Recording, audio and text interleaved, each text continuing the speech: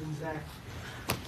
Yeah, Coach, I guess just big picture first of all, 2 20-point losses to Purdue, the 20-point loss to UConn, sort of what are some things that really need to happen for you guys, maybe even looking forward to the off-season to kind of get the program back on track? Well, we got to just continue to work and build with our team. I mean, we're a very young team when it comes to those two teams, UConn and Purdue.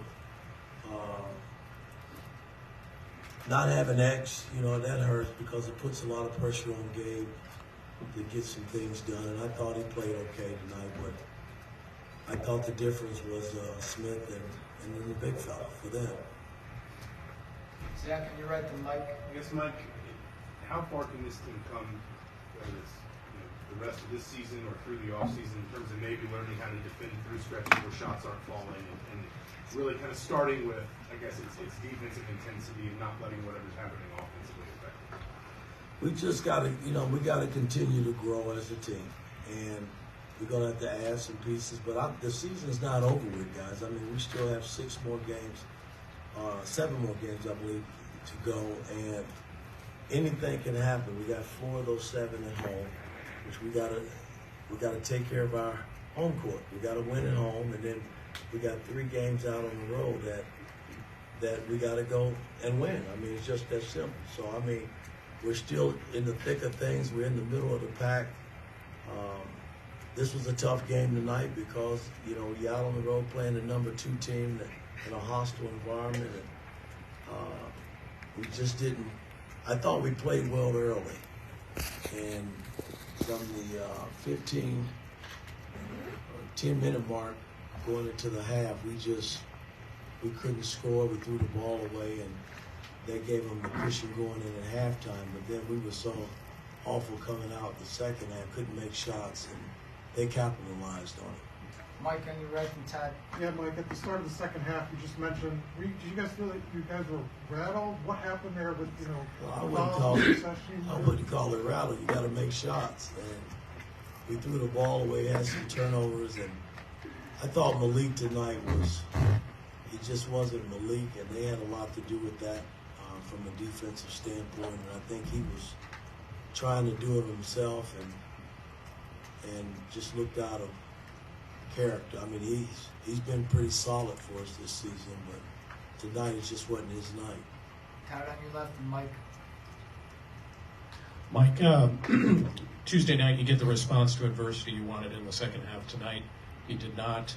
What's your level of frustration that the variance in terms of response and in terms of performance that you give from game to game is so wide? I mean, how do you kind of deal with that? I don't think it's something of I'm not frustrated. Again, we have a young team that's still trying to figure each other out.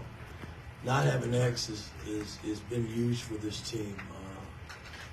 A point guard, a senior point guard that can help lead, and so that's been missing. But for the most part, we have fought this season in spurts, where we haven't been able to just put 40-minute ball games together like we have in the past, and that's been some of the frustration. But again, for me as the coach, I got to just continue to teach. We got to continue to work and put the guys in the best position possible to win. And tonight was just not our night. You got to give Purdue credit; they're a pretty damn good team. Mike, on your left, and Mason. Coach, I know it's a small sample size, but you started the game 4-4 from the field, and then I think got to the free throw line on the 5th possession. What was working then, and why didn't you continue? Ball movement is great when you run offense and you make shots. That cures a lot of problems. But when you start missing them, you put so much heat on your defense to get stops and rebound the ball. And, with them having the big fella inside, it cost us again early because we picked up a couple of fouls on where he had to sit down. And I thought he played him well. I thought Ware played a hell of a game tonight, considering that he didn't get to play much in Bloomington against the young man. So that was promising. Mason, on your left. Coach, I know you mentioned that Purdue is a really good team.